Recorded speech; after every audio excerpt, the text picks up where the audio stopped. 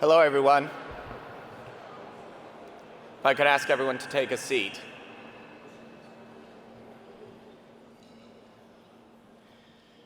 I want to thank you all for coming here today at what is a momentous occasion for Columbia College.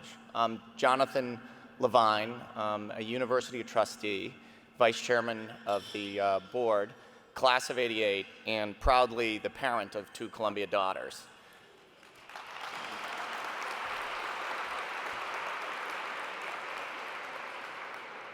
We're going to hear a lot today about what a momentous occasion this is for Columbia College. For a lot of us individually, it is a first on many dimensions, not the least of which is for half the people in this room, it's the first time they ever had 2 consecutive meals in Low Rotunda, because many of us were here last night to honor Attorney General Holder, who was with us this morning again. So thank you for coming.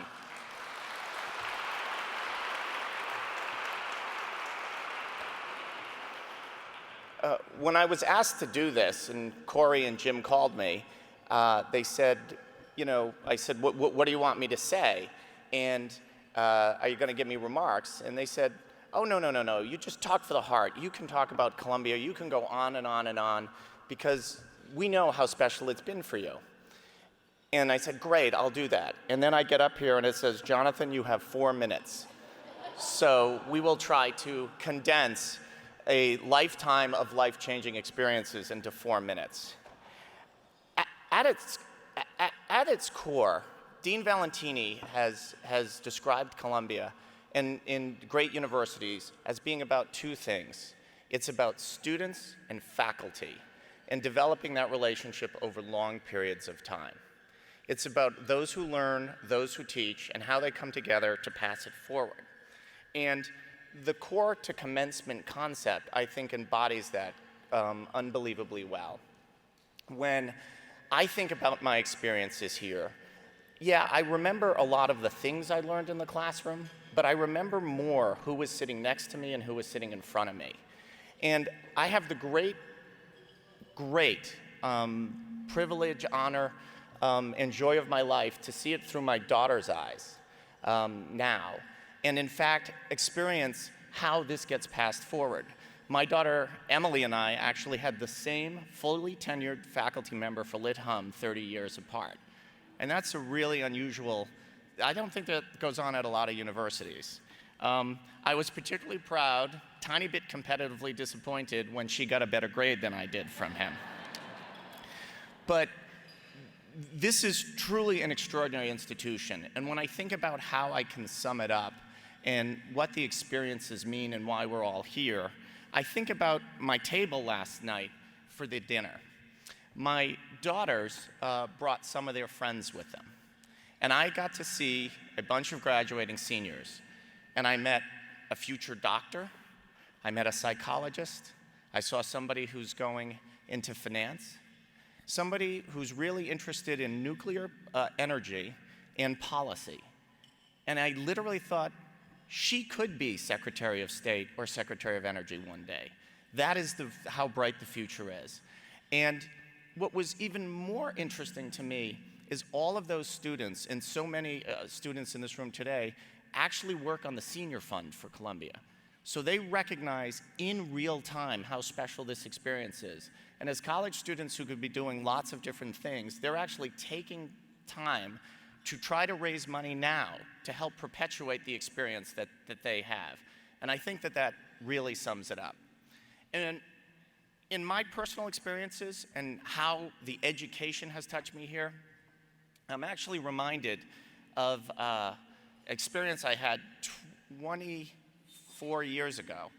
It was one of the first times I was presenting to a room that included a couple of CEOs talking about a transaction, the business strategy. There were bankers and consultants, and I got up and I went to the front of the room and I said, I think the way we need to solve this problem is you need to think about defining it, dividing it, and demonstrating it. And I wrote it on the board, and we started talking, and the guy looked up and said, that's why we hire these smart young MBAs, because they learn so much in business school. And I looked up and said, actually, that's Aristotle, and I learned that at Columbia. That is a true story.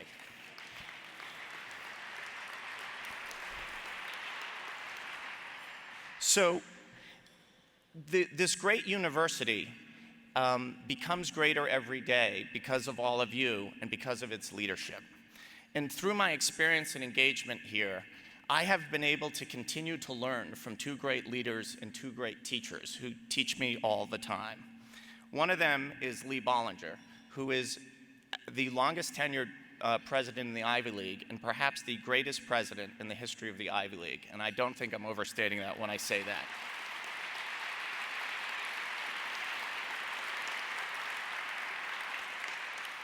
The bold vision and the desire and the ability to move things forward and get things done, just go take a look up on 125th Street and you'll know what it means to think big at Columbia. And another great leader and great friend who I cherish the ability to have breakfast with him almost every time I'm in New York, who constantly articulates the importance of Columbia and what his vision is for the experience for the students, for the faculty, and for the people who have the longest relationship with Columbia, the alumni, and that's Dean Valentini. This is a person who cares so deeply. I truly believe morning, noon, and night, he is thinking about those constituencies, how to pull them together to make Columbia a great place. I am honored to call him a friend, and we are unbelievably lucky to have you as our dean. So ladies and gentlemen, Dean Valentini.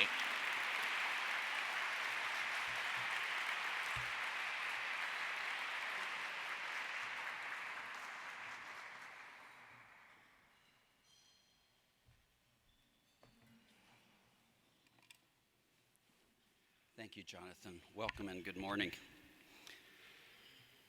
I first wrote the phrase court of commencement in August of 2012. Took a long time, seems to me a long time to get here, and it was a long time in development, and it's a very exciting day. And though court of commencement was first written 3 years ago, really court of commencement is developed from the entirety of my 25-year career at Columbia. I came to Columbia as a faculty member in chemistry 25 years ago, and my vision as dean derives from those years as a faculty member, as a chair of the chemistry department, as director of undergraduate studies, watching students grow and develop, encouraged by the teaching and mentorship of the faculty within this great university. The opportunity to teach and mentor undergraduate students is one of the most satisfying parts of a professor's life. The possibilities presented to a student are both endless and uncertain in the best possible way. For me, chemistry was not just a subject, but like any other subject, it was also a vehicle by which to teach our students how to ask questions, how to engage in intellectual inquiry, how to think about the world, how to access all the possibilities, and how to embrace that very uncertainty. The students I have taught in chemistry have been ambitious, enthusiastic, and eager. I saw that in the way they pursued research in my laboratory, carried out projects in my seminars, and learned the material in my chemistry courses. I saw it in the way they talked to me about their courses, about their instructors, and their future careers, in how appreciative they were of the opportunities we gave them, and how they talked about the core curriculum. Yes, those chemistry students talked about the core curriculum. In fact, without exception, every student who ever came through my office in Havemeyer told me that one of his or her favorite courses was from the core. Literature, humanities, or contemporary civilization, or art hum, or music hum, or university writing, or frontiers of science. One of those courses was extremely important in their development. That is not surprising because the core is at the heart of the Columbia College experience, as all of you who are alumni know. The lessons learned from this study of literature, art, music, history, philosophy, and science, which are fundamentally about human interaction, human communication, and human motivation, are those that remain with our students throughout their lives, as Jonathan has just noted. So when I became dean, I already knew the importance of the core, the shared experience that has challenged our students for nearly 100 years. And I saw the opportunity for a campaign to take it into the next century. The college years are often viewed as a launching pad for one's future, and rightly so. They prepare students for successful careers, connect them to networks and communities that are sustaining and supportive and often exist throughout their entire lives, and offer guidance for how to build what Plato called the good life. As such, an exceptional undergraduate experience can become a cornerstone of life. At Columbia College, an undergraduate education is not just learning to read carefully and think analytically, to formulate arguments, and to communicate clearly, but also about acquiring the knowledge and understanding to become a valuable person. The knowledge and understanding to take a position of leadership in society, the knowledge and understanding to benefit society. It is this knowledge and understanding that gives our graduates the power of ethics, morals, citizenship, responsibility, and honor, to apply what they have gained in the core, in their majors, in their research projects, in their internships, in their study abroad programs, to make a difference in our world. Herein lies the true potential of our Core to Commencement campaign. We live in an age where the importance of ideas and the value of innovation are more evident than ever. In my eyes, educating the more than 4,000 students in Columbia College each year in a manner that will transform their capacity to live fruitful, meaningful, satisfying, and most importantly, valuable lives, and to inspire in them a consciousness that extends into greater society, is the biggest and most enduring challenge that has ever existed, one that will continue to exist as long as human beings do. This is a challenge and a responsibility that Columbia College is embracing even more fully as we launch Core to Commencement, a campaign to advance what I believe is truly the greatest undergraduate experience there is. This is a campaign that celebrates all the parts of the undergraduate experience, from the core that begins a discussion of the Iliad on the first day of our students' first year, to commencement, when our students come together to celebrate their graduation with the rest of the university that has given them so many opportunities during their time here. Core to Commencement is a campaign that strengthens every aspect of the college and prepares our students for their lives after graduation. And it is a campaign that celebrates the faculty that make this the greatest undergraduate education possible. I want to thank some of our former students, our steering committee, co-chairs Lisa Carnoy, Jonathan Levine, and Alex Nawab, for their commitment and dedication leading up to this campaign.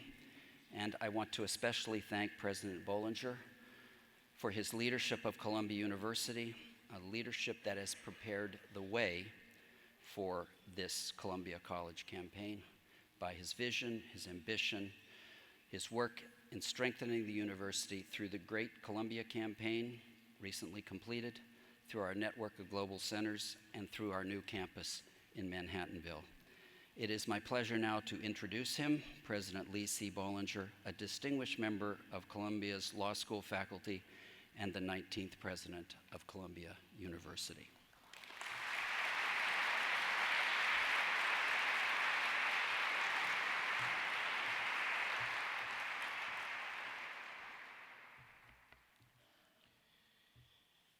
This is a moment really to celebrate in the history of the university, and there are several reasons for this. This is the first time ever that there is a capital campaign that includes both the students and the faculty together. And it's extremely important that we see all of this that we do here as a seamless whole. Everything that benefits the faculty benefits the students. Everything that benefits the students benefits the faculty. That's the first thing. The second is that this is the leading edge, that is the Core to Commencement campaign, of a larger university campaign, the planning for which is underway again. And the third reason is that all of you believe in this university, and that is not something to be taken for granted. It is extremely important to have Jim Valentini, to have Lisa and Jonathan and Alex and all of you ready to really help this institution. It's an incredibly exciting and incredibly difficult time in the world. From here in the United States, abroad, there are so many things that are happening that are changing the world. In my mind, there are several key forces at work, and one is the rise of global capitalism, which is because of the opening of markets all over the world. This is an incredibly powerful force. The second major force is the first ever truly global communication system, the internet.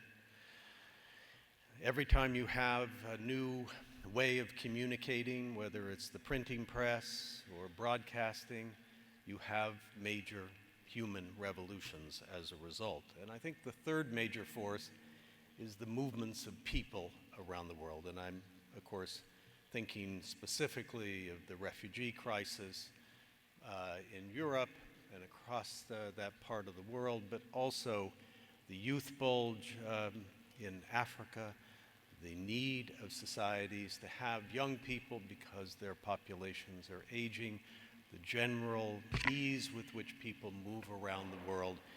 These three forces are transforming the world we live in. And if you compare it to earlier periods, say after World War I, when the core curriculum was introduced, or after World War II, when Columbia really changed, along with other great universities, as a truly spectacular research institution. If you look at those periods, I think this is right there with it. And I think that means that when you have a great faculty and a great student body, what you will find is an incredible vitality that will permeate the intellectual life of this place.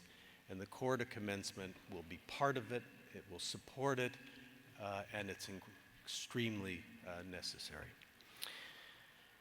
But all of those changes are really ultimately about values. They're about the choices that we make as people, as societies, as citizens. And that's where a liberal arts education shines. This is what the core curriculum is about. This is what all the courses that are taught to undergraduates are really about ultimately. It's about values. So when I think about my field of freedom of speech and press, and I'm part of this new, now global world because there's a global communication system, and I have to think about censorship and conflict of interest, balancing those around the world.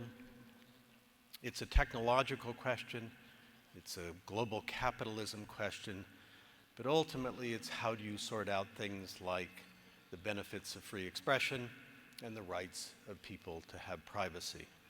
The right to be forgotten in Europe is something that reflects a different view of the world than the one taken in the United States. Those two different viewpoints could exist really in parallel until today, because it's no longer possible for Europe to have the interest in privacy that it wants without compromising the same different balance in the United States. Somebody, and it's going to be the next generation that we will help through this campaign, will have to resolve that balance. And to do that, they will need a great, great education that you can really only get at Columbia University. So this Core to Commencement campaign is tied to very, very significant events in the world, changes in the world, and tied intimately to what it is we need most, which is a sense of how to make the right choices, how to choose what kinds of societies we're going to have. So thank you all for being part of this. It is deeply appreciated by every one of us within the institution. And now it's my pleasure to introduce or to give to you a short video, which which will convey the significance of the Court of Commencement in a different way. Thank you.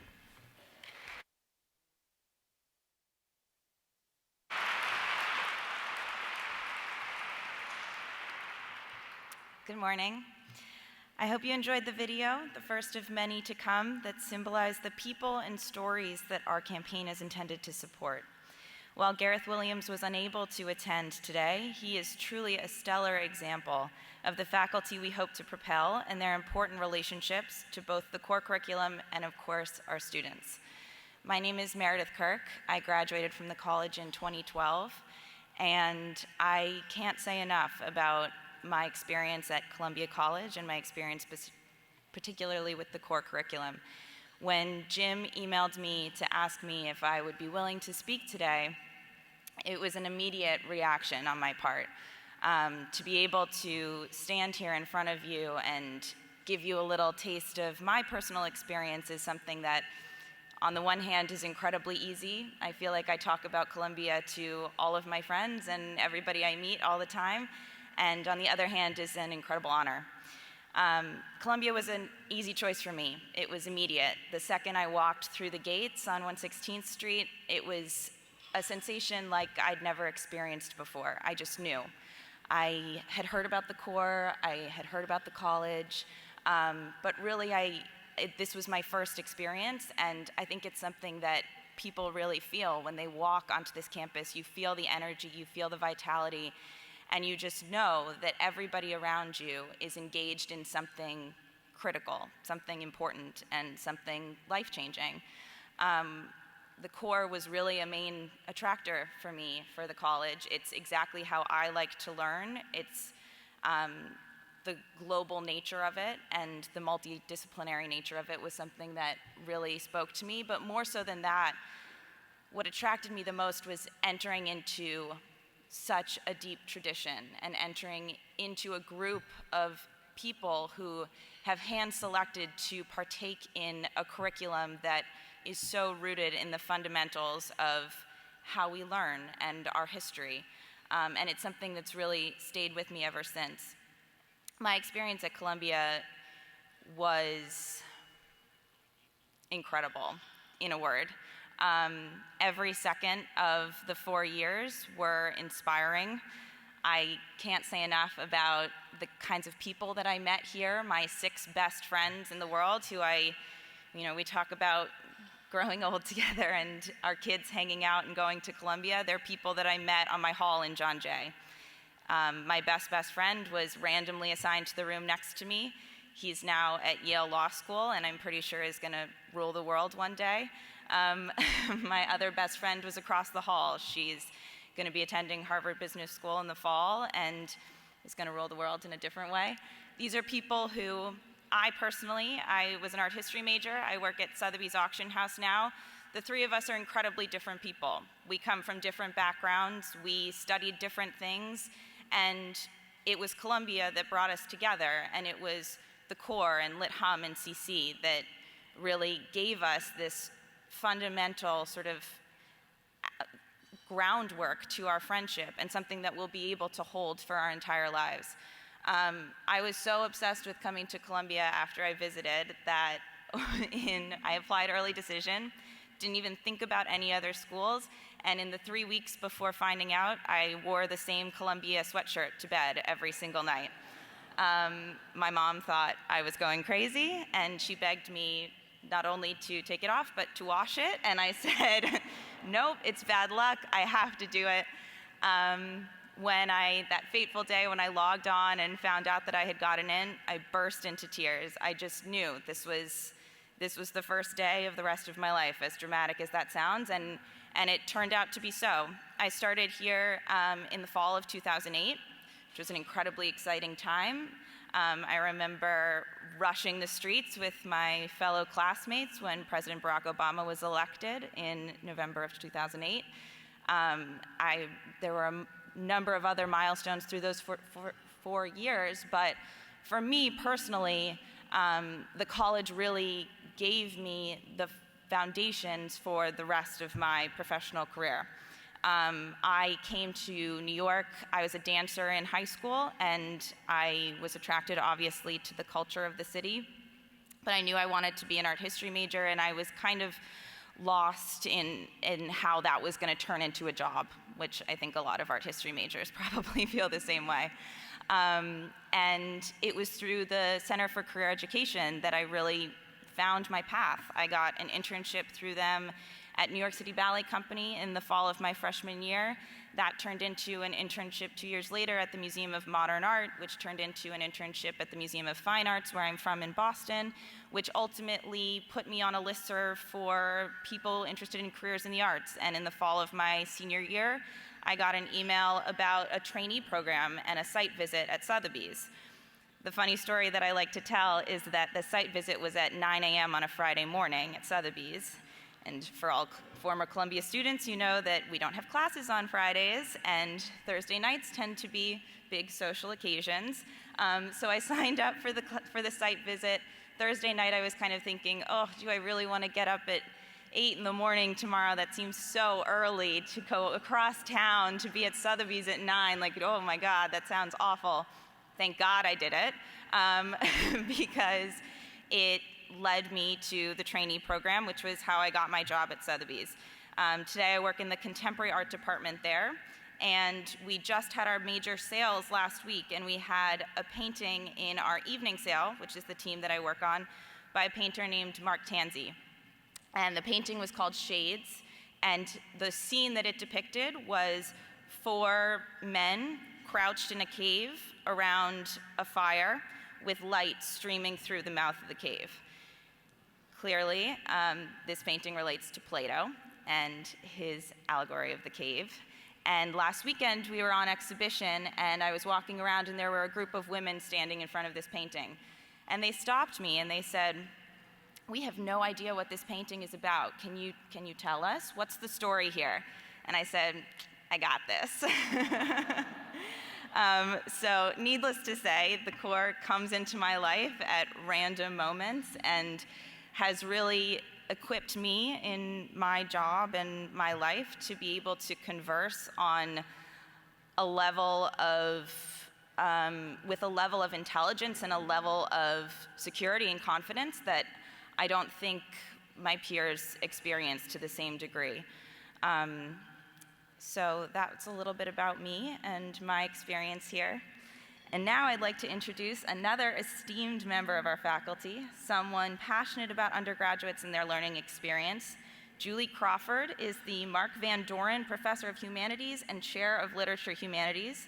Her expertise centers on 16th and 17th century English literature, women's literature, and cultural studies, among other areas. She has written several books in one of our most popular professors in the mini core classes for alumni. She sits on the committee on the core curriculum, and she has taught the first session of Literature Humanities for the class of 2019 this year during orientation. Julie.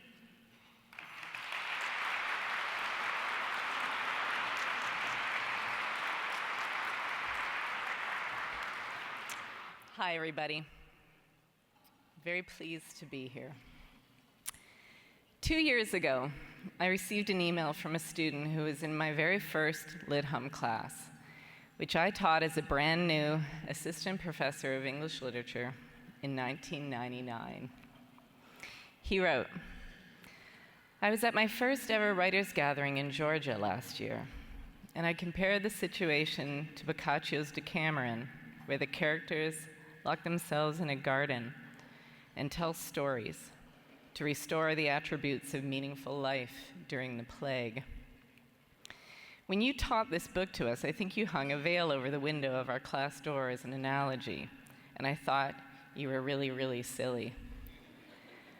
Well, that whole scenario gets more profound to me by the year, and I think about the ways in which we keep the spark of humanity alive as difficult and dark things gather around us.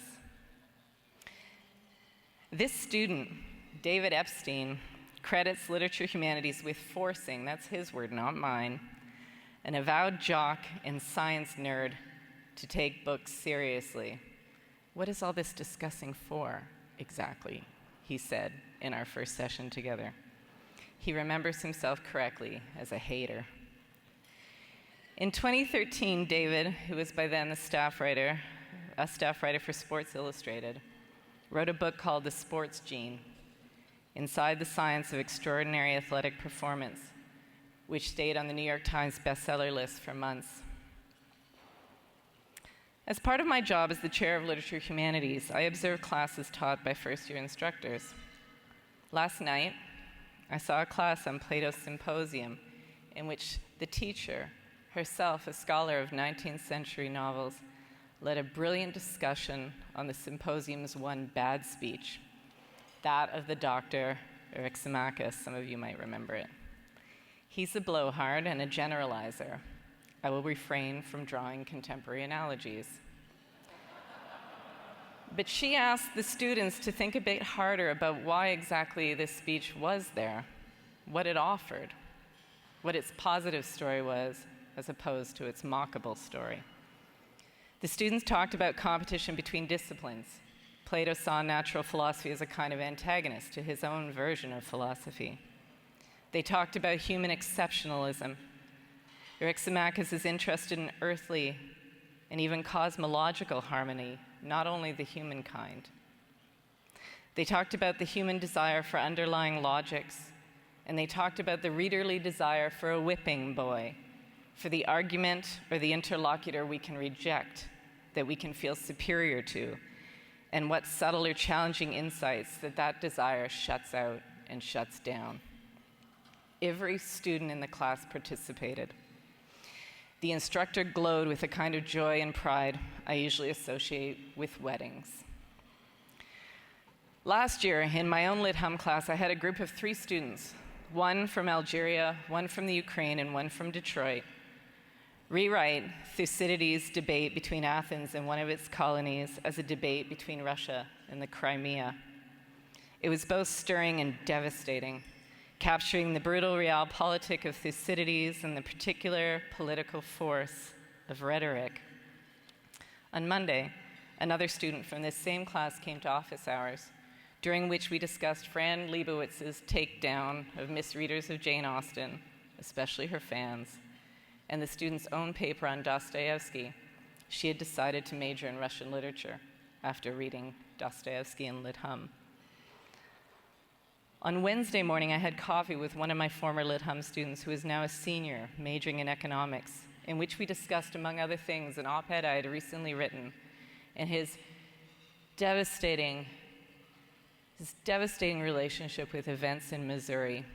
And I can't tell you how pleased I was at the high level of his discourse, his refusal to allow a BuzzFeedified, a cheap and easy way to talk about very difficult topics. Scholarly life is full of accidents.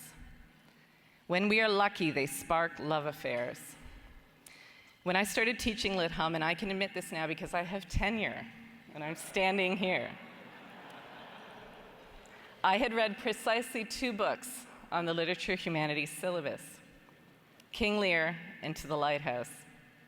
I did not grow up in a bookish household. My education was very far from elite, and I had followed pretty obsessively my poetry and feminist-loving interests consistently since I was about 12, until I earned my PhD in 1999. Those first few years teaching Lit Hum, I stayed up until 3 or 4 in the morning, 3 or 4 nights a week, working my way through novel and strange worlds, strange languages and effective worlds and image sets and stories. And then I went to class and I talked about them with 22 young people. At the end of that first year, I knew that I could pick up any book, no matter how overdetermined, no matter how prejudged in ways both positive and negative by me and by others, and make my way through it meaningfully, with confidence and with pleasure. And more importantly, I knew my students could do this too, and that they would. I am very pleased to introduce 2 extremely accomplished alumni who, despite their divergent career paths, both trace their success back to the core. First is Lisa Carnoy, sitting right there, one of the most powerful women in finance. She's the U.S. Trust Division Executive for the Northeast and Metro New York markets. She earned a BA, cum laude, in History and American Studies from Columbia College and an MBA from Harvard. To this day, Lisa remains extremely involved at Columbia.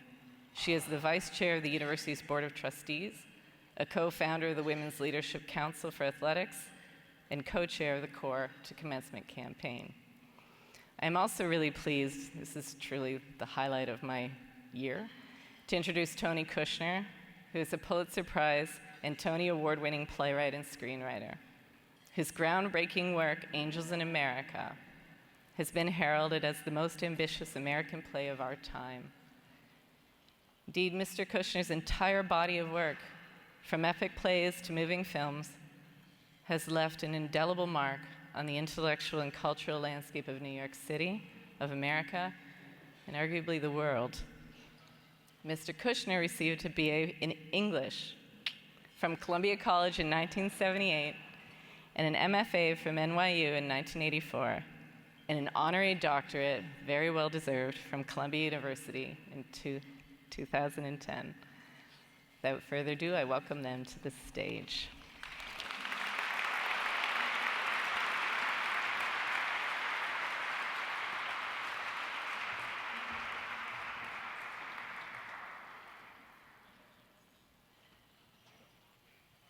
It's a highlight of my year too, and thank you. And mine, so. So, in my mind, you are an iconic New Yorker, but am I correct, you grew up in Louisiana? And Yeah. if so, what brought you to Columbia?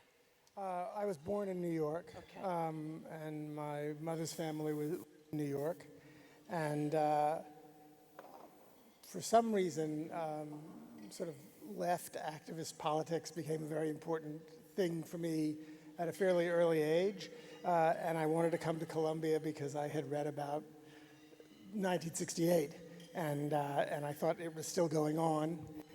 So this was in 1974, so I thought I would be happiest here. I'd never been to the campus, even though I'd been to New York many times. I went to a Louisiana public high school, which is ranked, the school system in Louisiana is like 80th in the United States. And it was a terrible school for the most part. I also applied to University of Chicago and I think Wesleyan or something like that, and a couple other places, and I didn't get in anywhere, and I hadn't heard from Columbia, so I assumed this is the place that I most wanted to go, that I wasn't going to get in here.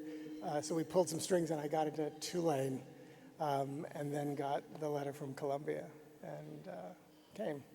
So was the core part of the appeal at that time?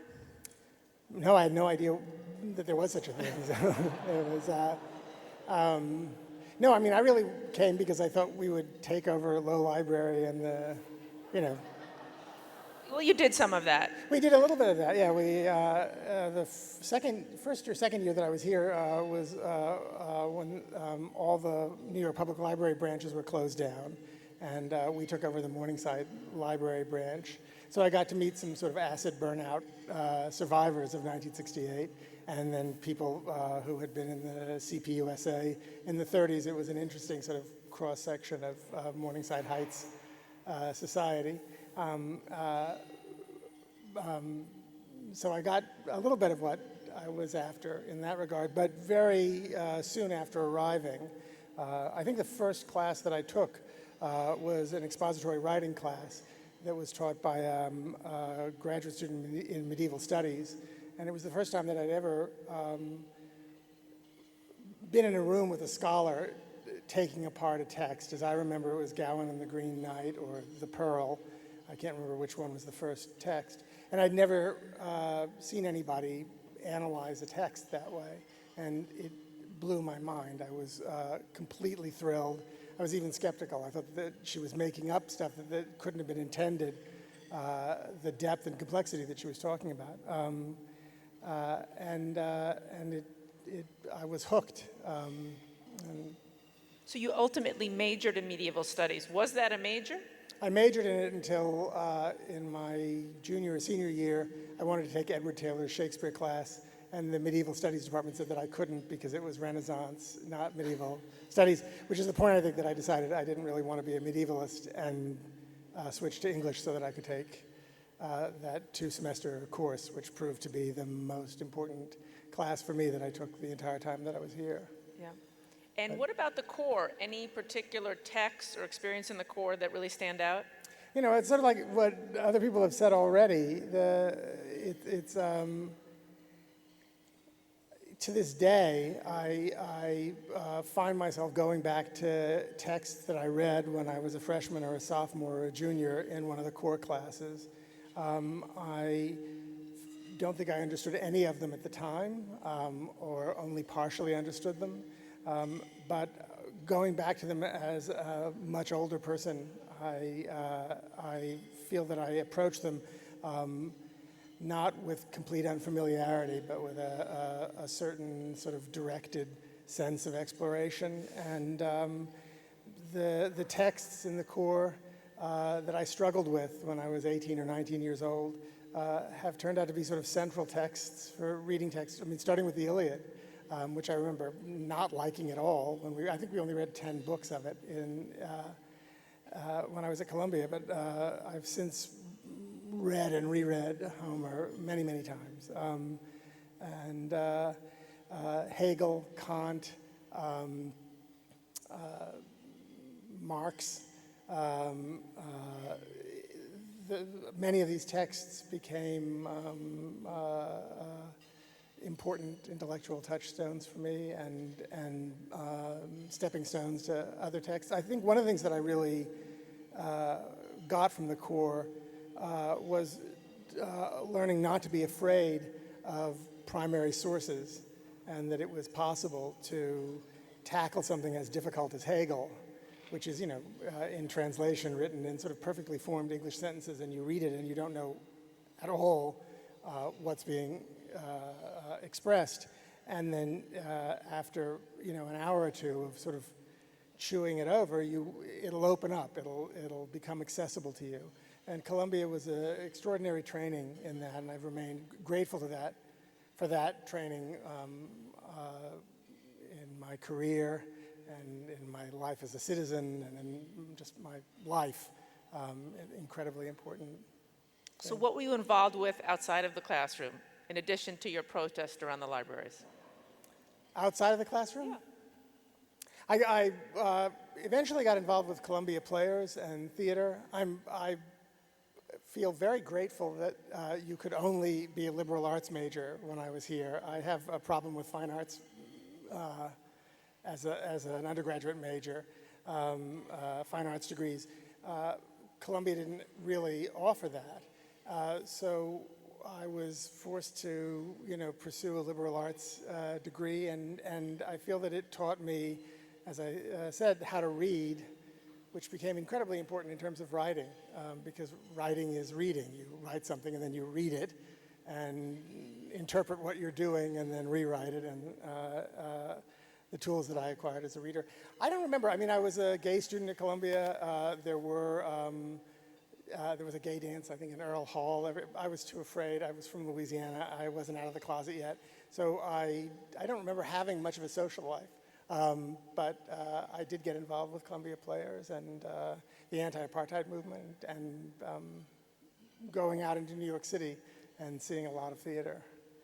So. And did you know at that point you would be a writer, a playwright? I wanted to be, but I was too intimidated by the thought. So I sort of decided eventually, after I left Columbia, to approach playwriting, theater through directing. And it took, and I got a master's in directing from NYU, and then began to write. It took me a long time to feel that to feel confident about myself as a writer, that I would be able to produce things of value. Although I did begin writing here at Columbia, I took a course with Kenneth Koch. There was a study of 19th and 20th century poetry. But we wrote, Koch's teaching method was to ask the students to write imitations of poets. And he liked my imitations a lot. It's the first time that anybody who I respected as a writer had responded enthusiastically to my writing, and that was an important moment. So poet first? No, I'm not a poet.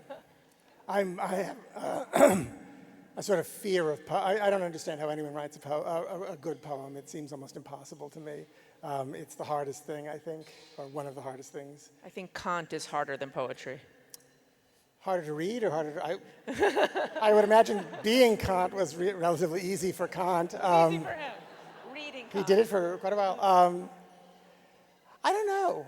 Not necessarily. There are poets who... Browning can be, there are some people who are just completely incomprehensible. And I don't find Kant all that hard. I find Hegel really hard. But reading Kant here, the minute I read Kant in, I guess it was CC, I went back to my journals in preparation for this morning because I thought I don't remember the names of any of my professors from the Corps, except for one guy who I didn't like, and I remember his name. And I remember, well, anyway, but I thought, okay, surely I've been keeping a journal since I was a little kid. Surely I've written down all these huge sort of epistemological earthquakes that I was experiencing at the time. All I wrote was, I'm hungry, I'm horny, I can't afford theater tickets, I want to go home. I couldn't find anybody's name, so it was a kind of chastening exercise. So when you think of your works, are there any particular texts or experience in the Corps that we can see, whether in Angels in America or other works that you've written? From the Corps? Yeah. Any direct links? Well, indirectly, I had he was my Lit Hum professor, whose name I don't remember, but he was a Marxist scholar from Latin America. And he gave me, he suggested that I had just read, I think it was the 18th Brumaire or something in CC, the Marx's text, and I had liked it but hadn't really understood it. And I went to my Lit Hum professor and said, can we talk about this? And he gave me a copy of Ernst Fischer's The Necessity of Art, which I read and hated and thought was a piece of Stalinist nonsense. So we had a big argument about that, and he asked me to read Arnold Hauser's Sociology of Art. And I think it was in Hauser that I first encountered the name of Walter Benjamin. And I was also beginning to get interested in Bertolt Brecht at the time. This is in my sophomore year. And Benjamin's thesis on the philosophy of history, which I read for the first time in Fernald, was a text for me and for many people that was sort of a life-changing experience reading it, kind of understanding it, and his description of Paul Klee's angel of history as this angel being blown backwards into the future was the beginning of my angel, I think. So. Incredible. And what about Music Hum or Art Hum? My parents were both classical musicians, and I remember being indignant in musical humanities. The first thing that we did was listen to Bessie Smith recordings, and I'd never heard Bessie Smith. And I thought, well, why are we listening to this? This is popular music, and it's not good. We should be, listening to Mozart. And again, I feel terrible. I don't remember these people. I mean, anyway, it was a long time ago. But I remember our professor, it was so long ago that he was playing this on a 33 record, playing Cemetery Blues, or one Bessie Smith song, Backwater Blues, over and over and over again, and sort of singing along with it and talking to us about subtle shifts in the time signature and in pitch and key that she was doing, and suddenly beginning to understand that this is actually a very great kind of music and that it was okay to like it. Also, I heard my first Schoenberg in Music Hum and was astounded that instruments that I was pretty familiar with could make that kind of sound. Art, humanities, the thing I most remember is the Hegel that we read, and the first time I'd ever encountered the idea of a kind of a dialectical progression through history described, in Hegel's account of a sort of an aesthetic progression from the pyramid to the Renaissance, and being sort of exhilarated by that. Also, our professor showed us a Mondrian, I think Broadway Boogie Woogie, and actually played the painting. She assigned a different tone to each color, and then showed us how Mondrian, the tune of that the painting takes its title from, is actually in the painting, which was a kind of, again, a way of reading the world that I didn't know when I arrived here. I come from I grew up in a house full of books and two very literate parents who were musicians, but until I arrived at Columbia and began to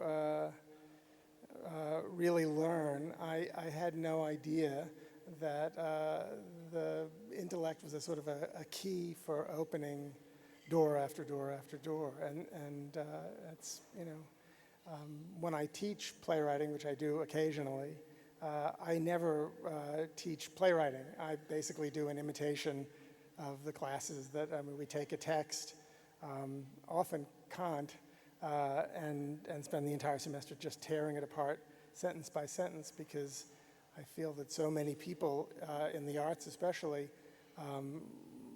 haven't had that kind of training, the ability to really parse a difficult sentence in poetry or in philosophy, and understand layers of sometimes even contradictory meaning in the text. And I feel like that was a skill that I developed at Columbia. So It's extraordinary. I also feel that the hardest thing I've ever done is CC and Lit Hum and tearing apart those texts. yeah. So are you comfortable sharing Were a little you? bit of, What kind of secondary education did? I mean, quite a good one, but nothing like this. And I'm curious if you're comfortable sharing what you're working on now and a bit about I'm doing a lot of film writing at the moment. My third film with Steven Spielberg, which is about the kidnapping of a Jewish child by the Vatican in 1858 in Italy, and it deals with the beginning of the Risorgimento and post-Napoleonic European politics that are the most complicated. I thought the American Civil War was complicated. European politics in the middle of the 19th century is the most confusing thing I've ever encountered. But I'm excited about this, and we're going to start filming in the early part of this coming year. I'm working with Viola Davis on a biopic about Barbara Jordan, and I'm doing a lot of work. Now I'm reading her curriculum when she left politics and went to the University of Texas at Austin, her political, and some of the people like John Rawls were people that I had encountered when I was at Columbia. And Spielberg wants to remake West Side Story, and I'm going to do the book for that, or the screenplay for that, and that's fun. And a couple of other things, and an opera and a play and so on. When you think about core to commencement, what do you want to make sure that we treasure, improve, invest in, build that we may not have focused on? What would be your vision or your passion as part of this? I'm ashamed to say that I don't know how the curriculum has evolved since 1978 when I graduated. So I'm curious to learn more about that. The idea of endowing the core and making it possible for, I would assume, scholarly exploration into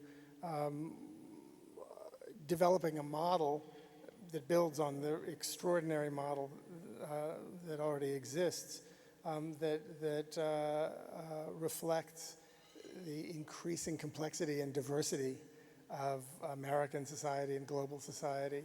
I think that that's a great good, and I think that would be the thing that I would be most excited about, is that there's actual financial support for a kind of deep scholarly investigation of what the basis of a liberal arts education, a humanist understanding of the world needs to be in this century. And so it's an exciting marriage between intellectual exploration and development and funding and endowing. So Thank you. So if you think back when you were a high school student and you knew that Columbia was for you, and now you look back, what surprises you what surprises me? about how the impact that Columbia's had in your life and your work? Well, I think probably like most college students, it's when you're in the middle of it, it's a very difficult experience. Even some of the things that really changed me in terms of challenging things that I had assumed about the world, that my parents believed very deeply about the world.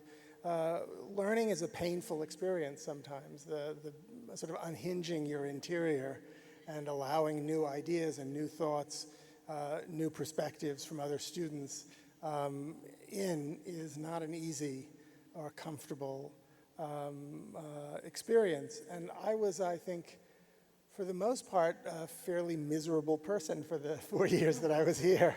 You know, I hope it's okay to say that, but I was, and it wasn't Columbia's fault. I think I sort of always knew that I didn't walk around thinking these people aren't treating me well. I thought I'm just a kind of a miserable person.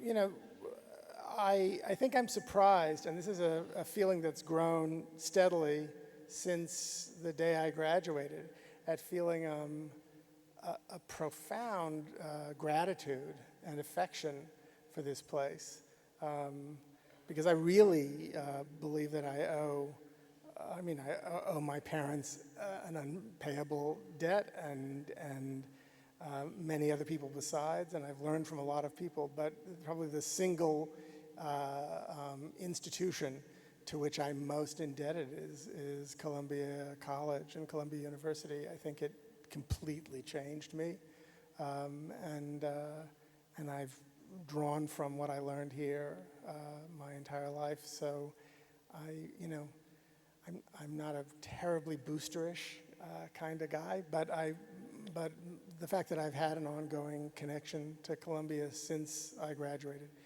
means a lot to me. I really think this is an extraordinary university, and anybody who goes here is enormously lucky. So, Well, I want to thank you for your candor, your passion. We look forward to seeing your new movies, to reading what you write, and we hope you'll come back and perhaps lead us in a deep dive in one of those texts. absolutely. So, thank you very much. Thanks.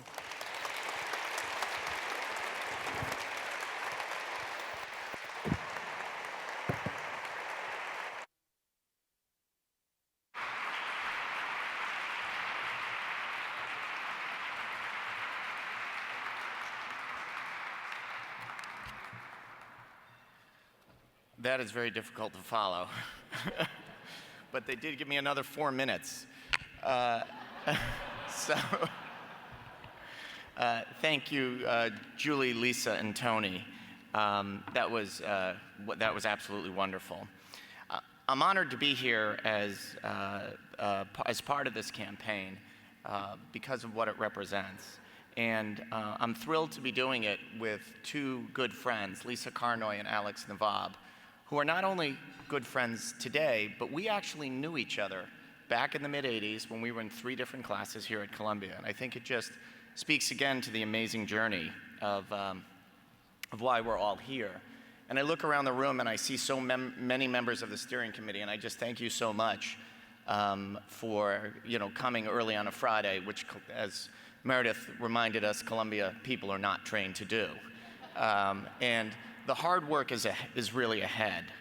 But the work we have ahead, going back to thinking about students and faculty, is if you think about it right now, the next Meredith Kirk, the next Eric Holder, the next Tony Kushner, the next Barack Obama could be studying in Hamilton or could have an application waiting to hear next month as to whether or not they're going to be able to study from the next Julie Crawford or Jim Valentini or Lee Bollinger.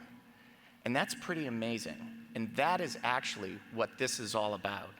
Together, we can and will take this campaign past its $400 million goal.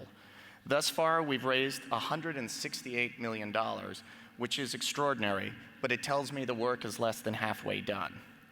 I hope you will learn more about the campaign. I hope you will become ambassadors for the campaign. Figure out what excites you and then support it wholeheartedly, because it will make a real, tangible difference in the future of this institution, and more importantly, in the future of so many students and so many faculty. And most of all, I'd like to reiterate my thanks to Dean Valentini, whose vision inspires and motivates all of us and is really the driver of this campaign. We could not mount a campaign like this without Dean Valentini. His commitment to the great people of the college, the students and the faculty, is at the center of all that we do. Together with Dean Valentini, we are doubling down on our efforts to connect students and faculty. This is an effort that will create an incredibly positive ecosystem here at Columbia for the next 100 years. Thank you so much for joining us for this special occasion.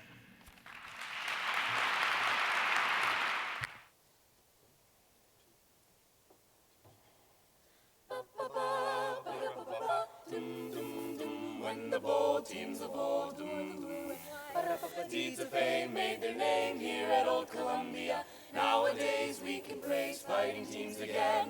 Hear the lion roar his pride while the men of Morningside follow the blue and white to victory. Roar the L-I-O and roar with the echoes of the Hudson Valley.